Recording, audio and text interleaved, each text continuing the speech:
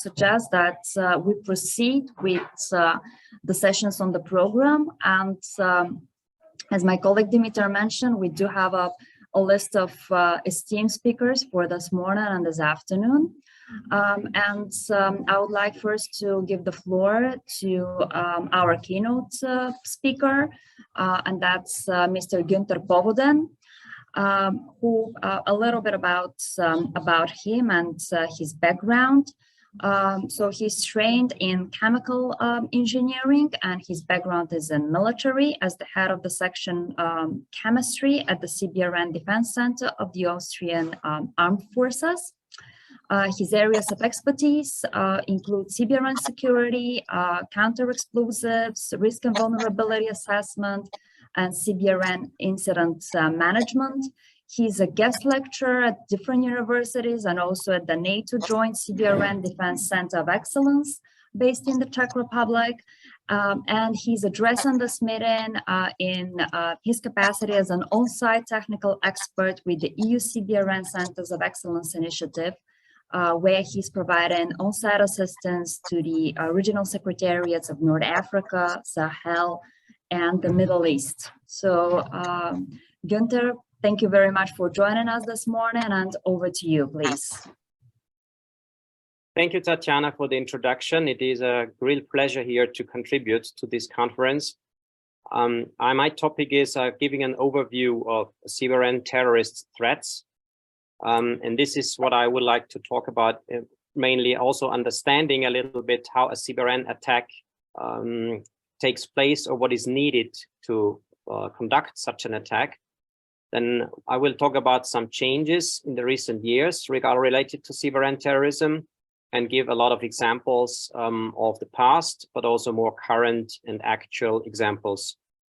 Last but not least, for those who are not that familiar with the topic, I will give some examples of the impact of CBRN incidents, what's happening when such an incident takes place, and we'll end up in a little bit of crisis management, outlook, and challenges. But I see that other speakers will also cover parts of that, so I will a little bit be short on that. So just for understanding, it's not that easy to conduct a CBRN attack. It is also the reason why these incidents are still rare, luckily rare. The reason is also that we have quite good intelligence services who can prevent such an attack at an early stage. And the reason is, you see on this chart, you have several aspects until you can successfully launch such an attack. First, if you have a terror group, you have to have the idea. You need some local support. You maybe need international support because some of the materials will not be readily available. You need access to the material. You need a funding. You need a budget. And colored in orange, you see these places where you can intercept specifically when you are in the CBRN defense branch or law enforcement. You can stop a transport. You can find a place where they hide stuff, the illicit storage site, they find a laboratory. You can also intercept during the storage when it's even if it has in place already, you have the chance to render it safe. So there are a lot of things that are involved. You need also people to recruit to do the bomb making, and also when the bomb is the dirty bomb or the chemical IED or whatever is activated, it's most probably other people are involved. Some observer, some spotter, they make a videotape out of it to make propaganda. So many people are involved, and that's why there's also a chance to catch these people during their attack, just before the attack.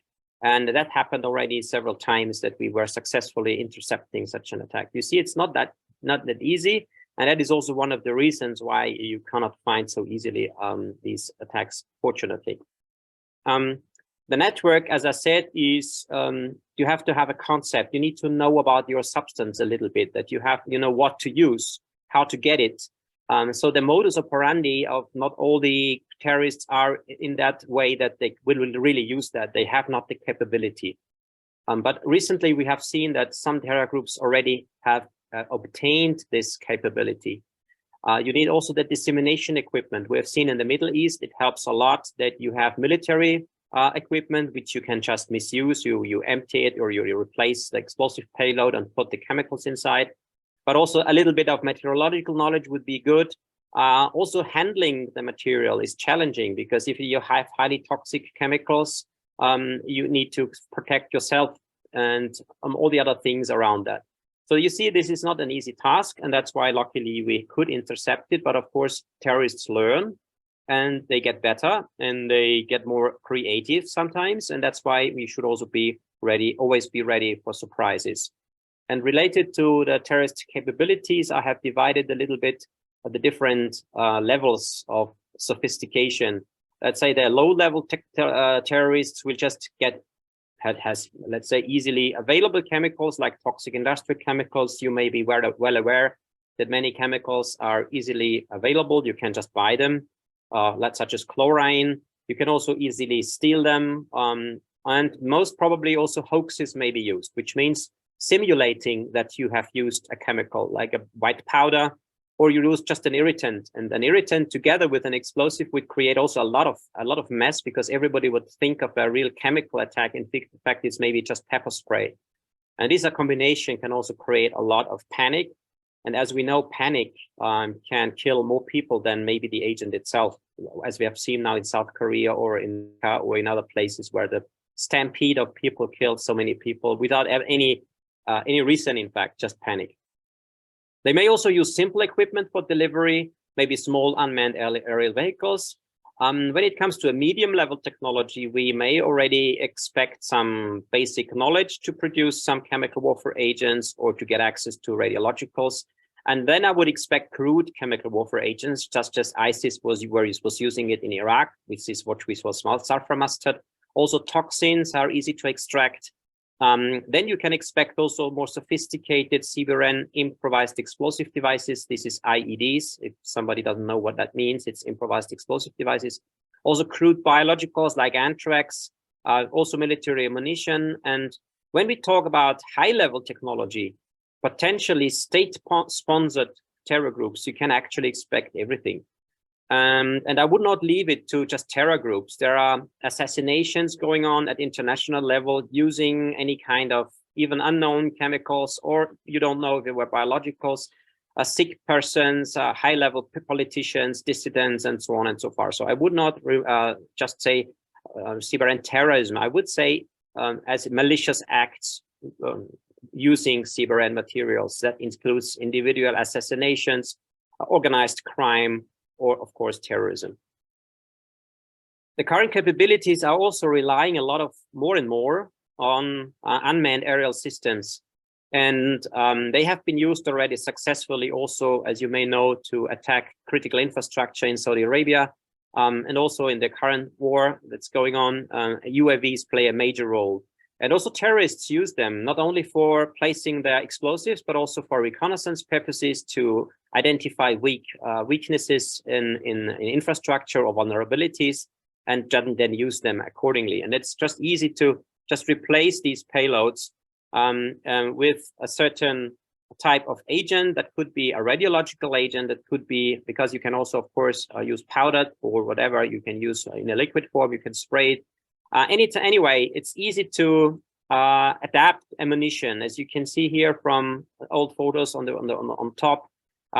This containment, for example, is from First World War. Just a simple metal container filled with a chemical is sometimes enough. Also, that barrel bombs that have been used in Syria filled with chlorine, and you see this on the bottom. This is sulfur mustard ammunition, which was used by ISIS in Syria. And it's very easy to disseminate these agents.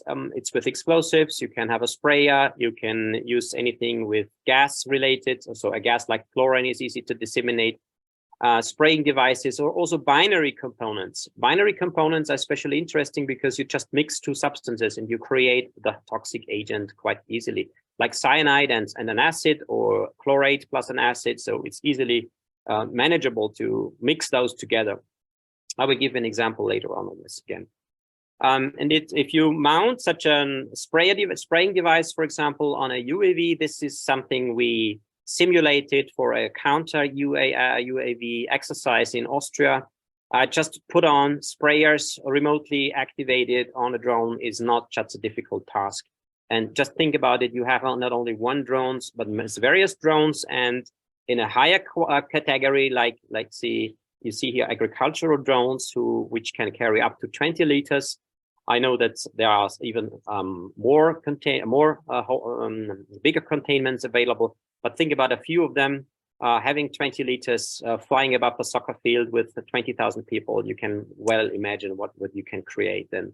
So this is a potential dual-use item, in fact, these agricultural drones. And the conventions which are in place, for example, the missile technology control regime, they don't cover this. It's actually all, say, missiles and unmanned aircraft above these 20 liters are covered, but not those are in the medium range and below. So nothing is controlling that. So we have kind of a proliferation control issue, depending on, let's say, compliance and best practices of the traders or the tradesmen, not to sell it to everybody. And the next thing is drone swarms. You can think about it that even if they carry only a few kilos or half a kilo, and you have 20 or 30 of them, of course, you have a huge impact. And you can program them in a way that they find their targets, even if the remotely control is shut off. So this is something that is really, let's say, a challenge then to counter, specifically if the small drones, to detect them and to have the right countering drone mechanism in place. These systems countering drones are not so easily available and also not always reliable. And you have to have them on the right place, naturally.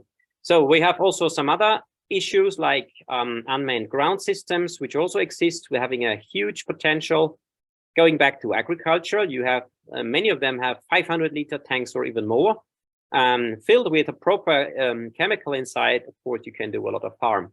Just what you can do with such an amount of sarin, for example, in the Ghouta incident in Syria, more than 1,000 people were killed using about some hundreds liters of sarin. So just to give you an imagination of what can happen with this.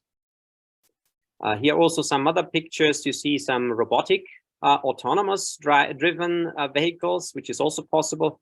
The challenge would be to bring them on a specific place where you can launch them, but anyway, they will drive on its own and they will spray their stuff around. And this is also something you can program, and the attacker can be far away. And that's why it's maybe attractive to then not be caught and use this equipment in a misuse of CBRN materials. So that is what I've just mentioned, that we have a gap here.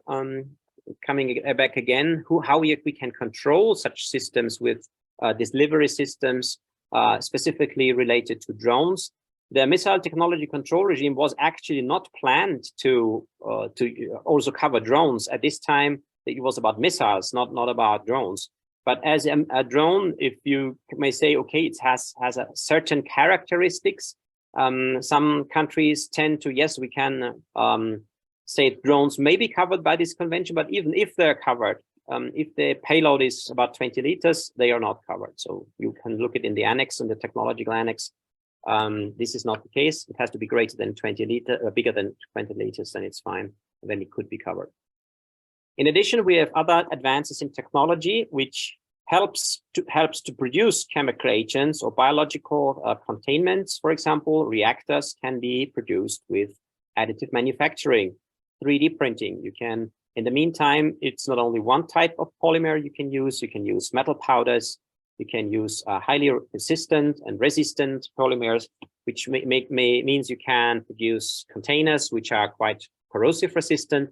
You can use produce nozzles, which is actually the case. I found the company which is advertising that the nozzles for spraying some pesticides have been used by 3D, have been produced with 3D manufacturing. So this is also a point that also these 3D manufactured items, they can look like everyday items, and you can actually produce improvised explosive devices looking like an ordinary common toy or a product, everyday product, but inside they contain already a fixed and fully assembled improvised explosive device, including explosives. So you can even 3D print explosives. So rocket fuel and so on is if it's solid, it can be even 3D printed. This is what I've just said. You have these prefabricated openings, for example, in your product. It looks like an everyday product. It will be highly inconspicuous, standing around, and in fact, it's containing a full payload of an explosive plus a CBRN material or whatever.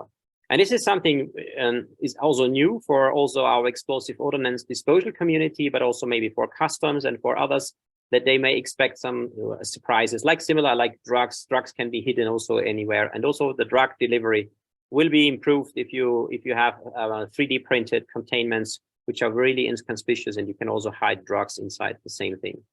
So this is actually the misuse of this technology, and you find this information also in a publication from CBRN, just as a reference, which I have used for this missile technology control regime. Now let's come back to terrorism. We have an interesting change in the last 10 years, 10, 15 years, that terrorism is more and more, the barrier to use chemical agents, biological agents, radiological agents is not there anymore. So the terrorist groups just are using it and have used them.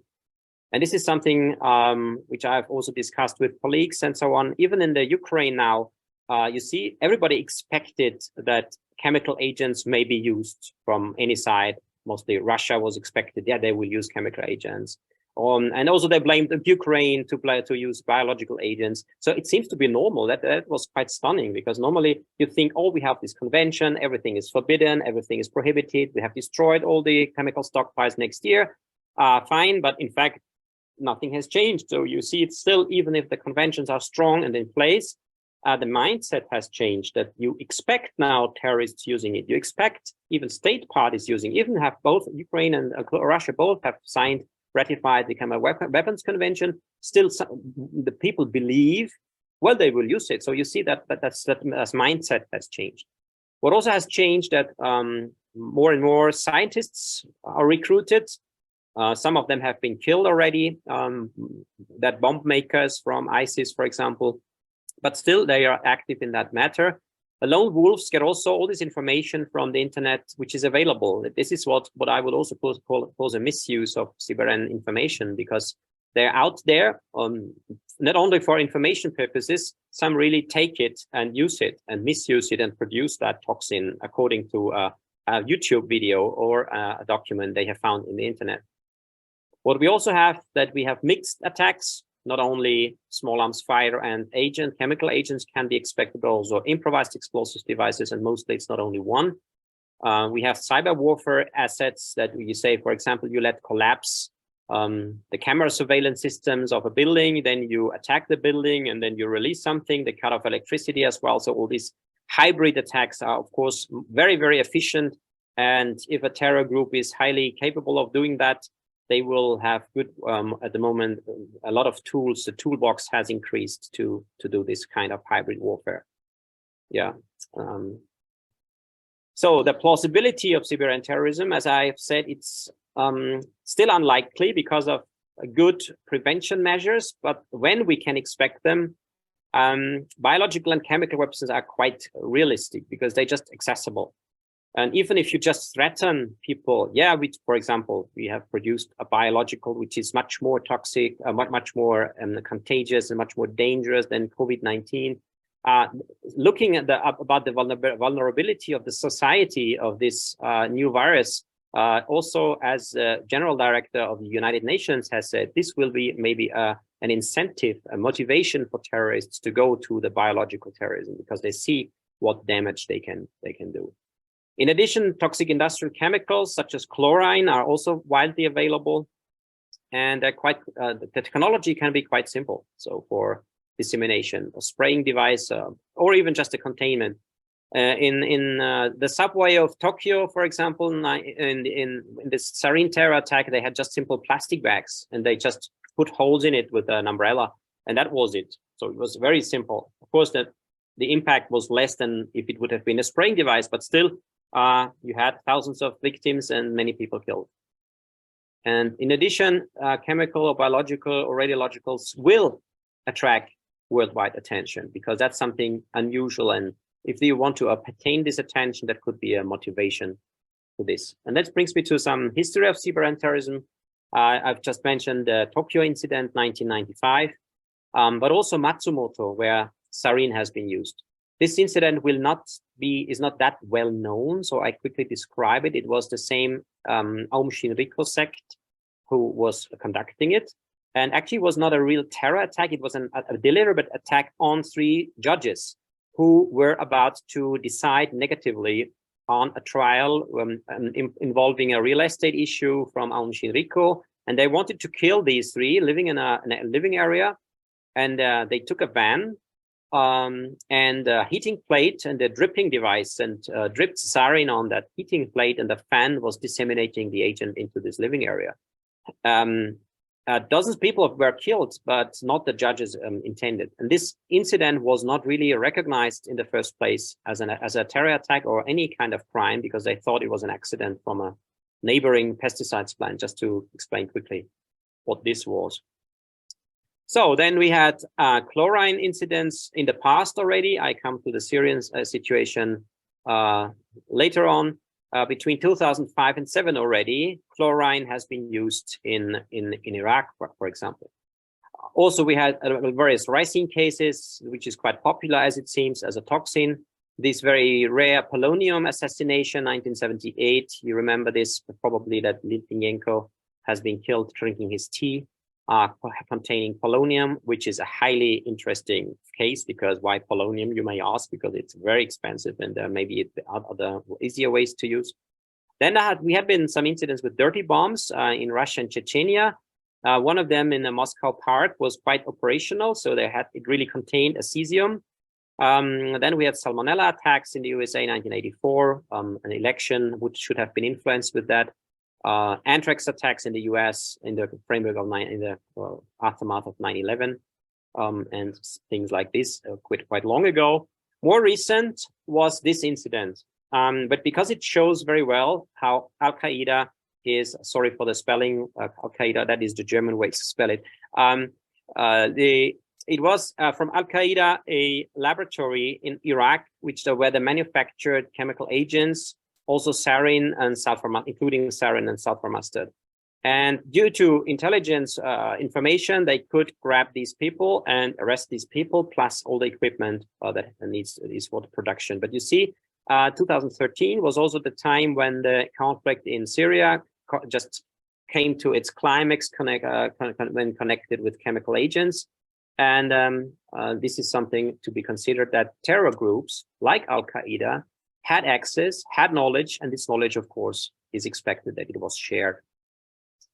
Other examples were sarin attacks or releases in Syria from state actors and non-state actors. You have had chloran and HD. HD is the NATO acronym for blister agent sulfur mustard by ISIS and al-Nusra in Iraq and Syria. I was in Iraq personally in Baghdad 2018, and I got firsthand information. And this was not really communicated in the Western media, all these attacks in Iraq from ISIS with sulfur mustard, but it was just there. And this knowledge of ISIS is really something that concerns us, specifically as we know they produce the sulfur mustard on their own. In Sudan was an interesting case, which was never followed up by the international community. It was 2016 when Amnesty International reported that some 100 victims had this kind of skin damaged, like you see this photo from that child where you have these huge wounds. It doesn't really look like normal blister agents. We know from chemical warfare agents, it seems to be a highly corrosive substance that has been used in this case. Another very important example was the VX, the highly toxic persistent nerve agent that has been used in Kuala Lumpur airport against Kim Jong-nam. He was killed in the airport, and after, you maybe know how this happened, that 2 women actually attacked him. So the first woman smeared something in his face, the second also smeared something in his face with a cloth.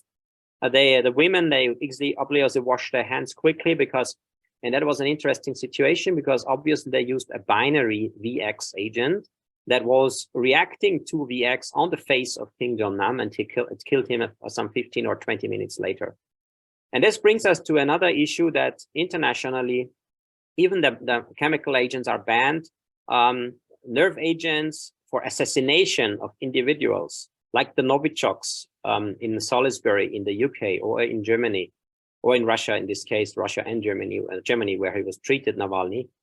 This is something really specific and very tricky because they're so persistent, these agents, you cannot detect them so easily. You need to sample you need to have a huge number of samples to confirm that where it is, and also to confirm that your decontamination procedures were working. It's a huge mess. And cross-contamination problem, it can be everywhere. And one droplet is absolutely lethal of this. So this is really a big challenge. It's valid for both VX and Novichok. Another incident was in Slovakia using a radiological agent in a letter bomb. It wasn't a bomb, it was just a letter. But still, you see that also radiologicals are on the scope of individuals who like to threaten the government or use it for malicious purposes. When it comes to ricin, it is a toxin. It's an interesting case in Germany where it also intelligence prevented such an attack. Still, the reason why they got ricin is so easy to produce.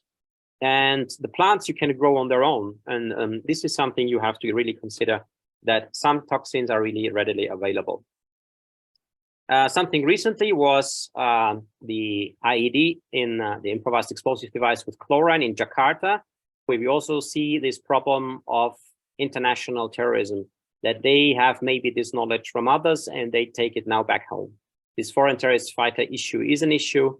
And also in the Islamic extremists community, you have also many people who are dealing with this or want to promote that. Another example is a fighter returning, who was in Idlib, fighting in Idlib, a Tunisian guy who had on his computer a guide how to use plague for a biological attack. And quite recently, we had 4 dirty bombs with uranium oxide secured in France. It was a bit exaggerated by the general public because it was uranium ore, you know, it was not that highly enriched or whatever, but still, of course, with dissemination, highly powdered, if you inhale it, you have an alpha emitter in your body, which is really, really a bad thing. So still, even if the impact would have been limited, it shows that people are out there who are interested in radiologicals as well. Just to look a bit of, again, of ISIS, we know that these terrorists have interest in chemical agents. And there was also an incident in Belgium. They found a videotape in the house search of the Paris attacker. And on the videotape, it showed that they observed a nuclear research facility CEO in Belgium, and it seems to have they were interested in this nuclear facility. So this gives you another indication they are interested in that subject. So likely targets are still, let's say, crowds or many people gatherings, but also symbolic targets, but also critical infrastructure like civil aviation, military facilities, industrial sites. It's really to capture maximum attention, and this is something we should consider. That may be potential targets, apart from individual killings, of course. And just an example, a simple truck loaded with chlorine, and I simulated this for Vienna. You see the green spots are schools, for example, and a chlorine dissemination in a city, highly densely populated city, would have a huge impact because you don't have time or the means to evacuate. You just can tell them, close the doors, shut the windows, seek higher grounds, and see things like this. You see, the impact may be really heavy if it happens. So what we expect now, the chemical agents to expect, are those who have been just already used. So that's simple as it is. I added just a few because just to attract your attention to them. You see here anthrax, some toxins, toxic industrial materials, sarin and sulfur mustard as classical chemical warfare agents, but fentanyls. This is a big topic at the OPCW because I'm working also at the moment, I'm in the scientific advisory board of the Organization for the Prohibition of Chemical Weapons. And these substances, we call them central nervous system acting agents. And they are so toxic, even if they're drugs, they have a medical purpose, they're used in the medicine, but still they can be misused. And this is another way that you can misuse these drugs as a chemical warfare agent. And you will hear more about bioregulators in the later stage. This will be a very interesting presentation from a colleague of mine. Cobalt-60, uranium, cesium, all that classical stuff when it comes to radiologicals. And one interesting substance would be also uranium hexafluoride, which is an intermediate product in the uranium mining. Because it's volatile, it creates HF, a highly toxic and corrosive vapor in the air. So this is a very interesting substance as well. But also irritants and hoaxes, like they are not real agents. They look like them, and then they have this issue. And for dissemination, you see the variety of ammunition on this slide. Can be a mortar, can be a rocket, a missile, or something like. So it's a wide range of dissemination technologies are possible. The likely scenarios, still CBRN terrorism is unlikely. That's a black swan incident. But if it happens, you see they may have a huge impact. And what we expect is mostly either crude chemicals, produced chemicals like ISIS did it in Iraq with sulfur mustard. So let's say 60% purified to 60% or something, not more, but still enough impact. Also toxic industrial materials and conventional attacks with hoaxes like only an irritant, for example. Because what happens when an irritant is mixed with some conventional attack, the whole response will be under CBRN protection. You need reconnaissance, you need decontamination, and you have a huge problem because you have to evacuate a huge area. And that's why it's very important to have a very quick detection capability and quickly say, yes, that's it, or that's not it, or it is an irritant and nothing else. So this needs to be considered in such incidents that you need really a quick information about the substance, also to support medical systems, medical treatment, because if they know the agent, they of course can adapt their way to treat them. So the effects, I quickly go through that because I'm a bit running out of time. You see that only a few liters of material of highly toxic chemicals like chemical warfare agents are enough to have a huge impact, like in Tokyo, only a few liters. And if you have hundreds of liters, you have weapons of mass destruction. And if you compare, and this is an example of what happens when you have got some blister agents on your skin. This is our photos from a colleague of mine from the Scientific Advisory Board from Iran. On the right-hand side, so you see Iraq photos from Saddam Hussein's victims, and also again the child in Sudan. So you see the impact is horrible, has a psychological impact. So happily it never happens.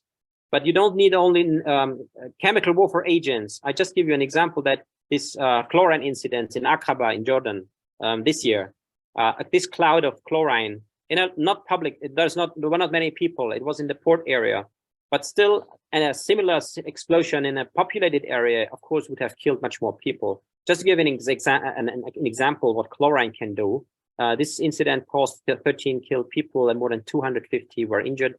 And you may expect within a range of 800 meters, 50% killed people. So you see not only chemical warfare agents have this impact, but also toxic industrial chemicals. So what are now the challenges? The last slides now. To prepare, for example, the hospitals.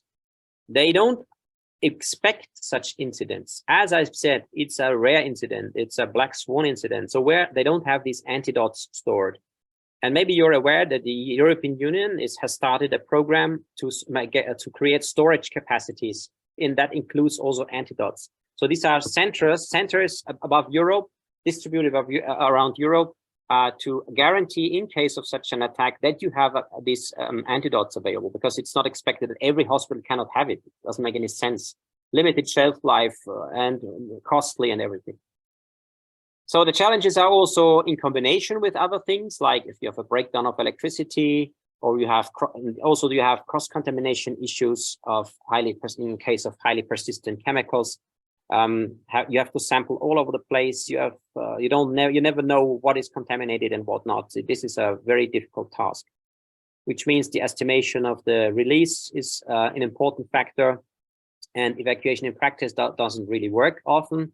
Like in a highly populated place, you create more mess and more panic. It has to be really planned in advance, these kind of evacuations. Also a problem or a challenge is interagency cooperation, because in a CBRN incident, you mainly have civil defense, you have military, you have firefighters, you have medical teams, and so on and so forth. And if it's a terror attack, you have this outer threat as well. The threat is different. So you have police going on, and maybe you have still the terrorists moving around somewhere. This is also another issue. Interoperability, meaning communication, that they can communicate with each other in one radio net, for example. How to communicate this risk, not to panic even more the people or the population. This is a big challenge. And generally, the identification of biologicals is still a problem in the field. So we have very good laboratories, but the challenge is still have a quick result in the field. And another aspect of chemicals specifically, if they are like sulfur mustard, you have delayed symptoms. So if you are in touch with a chemical like sulfur mustard, hours later, you get the first symptoms. Similar like biologicals that can take days. Some chemicals react quickly, so you have an immediate effect, but some have a delayed symptom. And that is also an issue because that leads to cross-contamination and other problems. When we talk about crisis management, it's good to have an all hazard approach, because you don't know if what you're expecting in many ways. Also think about radiologicals, that you have your gamma detector with you. You should have a national response plan in place. The personnel shall be trained, mechanisms to alert the population in the right way, quick response time, because when it comes to chemicals, you need to respond quickly. A decon after half an hour is useless, then the people are dead already. So, or at least highly extremely, you cannot remove the agent anymore after half an hour or an hour. So then you need hazard modeling programs, equipment, the medical system, a good quality of sampling, because it's also about forensics. Also, the crime scene management is a problem in a CBRN environment, because not all the forensic experts, police, is used to that. And finally, you may have to remove or neutralize a device which you have found, and you were lucky it did not explode, but somebody has to deal with it. And you cannot use ordinary methodologies like shooting like in a with a water shot or something. That doesn't work, because you would release the agent. So you need specific capabilities, and that is also a very unique capability, which is not can easily be trained. By the way, in Austria, we have the European Center of Manual Neutralization, which is a European Defense Agency project. Those people who have attended these courses, they can do this, but there are not so many who are capable of that. And exercises. This is a big point, because here's an example here. We did some exercises in Lebanon, simulating a terror attack on a convoy, simulating terror laboratories, simulating illicit storage sites. And it is very important for the countries to get used to this, how to deal with such a situation, who is involved in communication with each other. And that's a very good example how agencies worked together and how this was quite a successful exercise. So the outlook is the convergence. We also, the risk may change in the future. So we have a convergence of chemistry and biology. We have computer sciences involved. We have a lot of other emerging threats. And this is also the part of the OPCW looking at these trends. We have bioregulators, which may be misused. We have other agents. Also, artificial intelligence may lead to new substances. And there is also a loophole in the Chemical Weapons Conventions to develop chemical agents for law enforcement. That is a problem, because this is allowed for law enforcement, but you cannot just use any agent. This is also clear that it's not possible.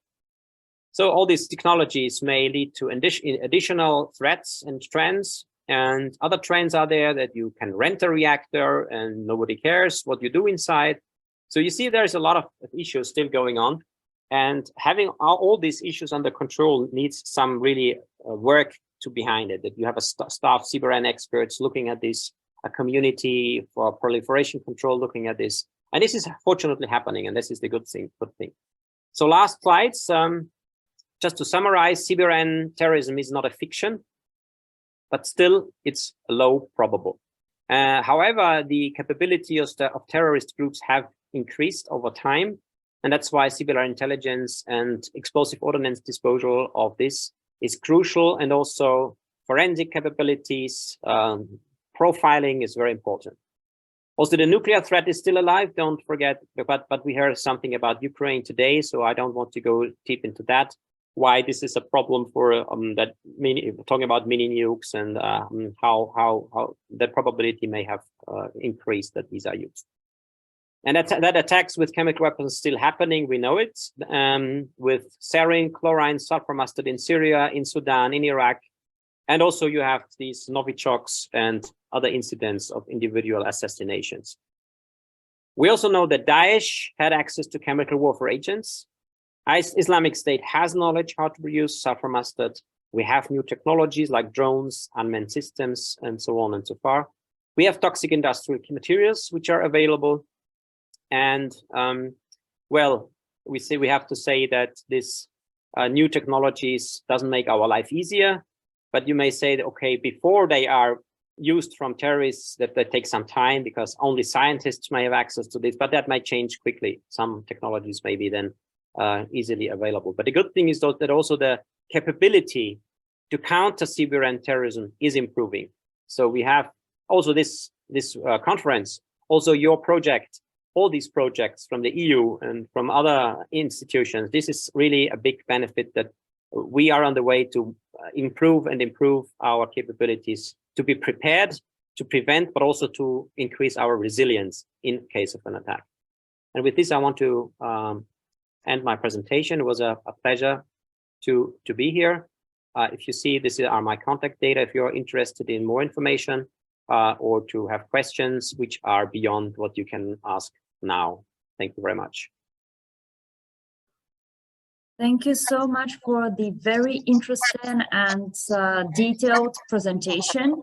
And I think that we had a lot of food for thought for today, because a lot of ground has been covered in the keynote address. And as we aim throughout our discussions today, we'll try to flesh out some of those aspects and go into a little bit of detail on a lot of those issues that were touched upon. I think that it was a great overview, and without further ado, I would like to ask participants if there are questions, if there are any comments or thoughts that you would like to share. You can use the Q&A panel to post your questions or to make comments. Please, I don't see any at this point. Of course, I mean, you can also come up with questions at a later stage, and we'll aim to answer those. Oh, I think there is something. So there is one question from our audience. So in the European Union and major exporters do agricultural UAVs, so that's about the drones.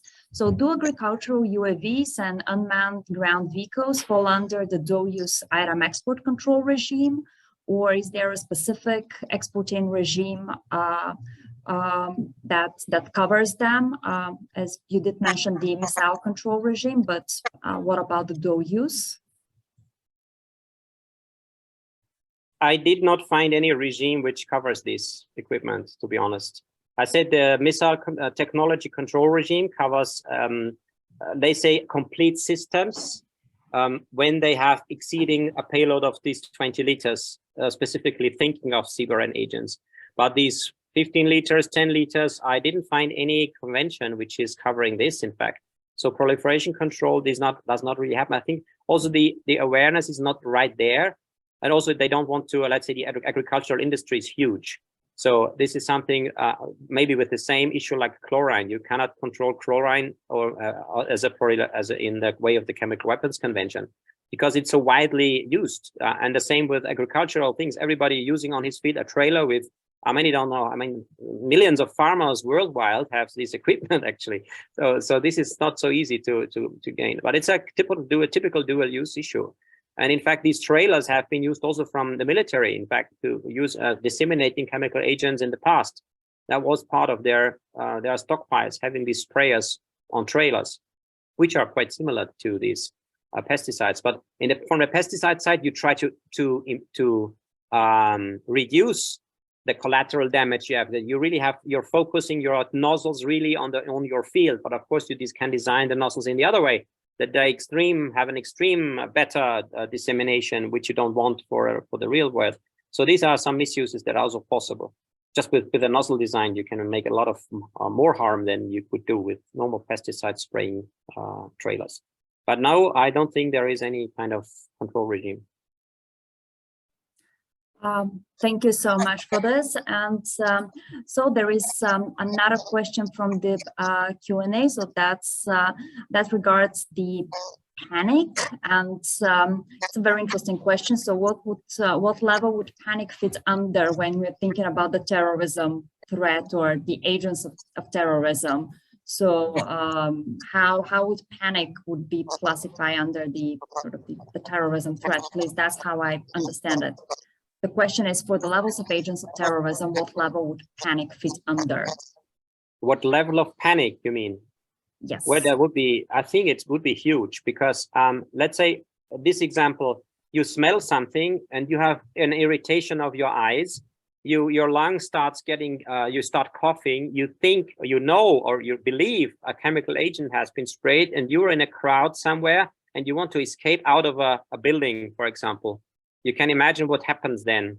You want to escape because you think you die inside. You will. It's even worse, I think, than a fire, but it's similar probably, that you think if you stay here, you die. And then you have this the highest level of panic because you run for survival. And I think if you consider this level, I think this level will be very high. Thank you so much. Yes, there has been a clarification from the person from the audience asking the question. So low, medium, or high, and it's really high. Yes. And also, and there is also a sort of a comment from the audience regarding the evolution of state warfare or threats coming from states as well. That's the possibility of using CBRN threats and fake news. And I think that you also mentioned that in your presentation. And yeah, also I think Michael Crowley will have a very good presentation on this, because they did a book will come out in a few weeks, I think, covering state activities from states developing, not new agents, but also delivery mechanism, and thinking about this specifically related to bioregulators. But this will be an interesting presentation later in the conference.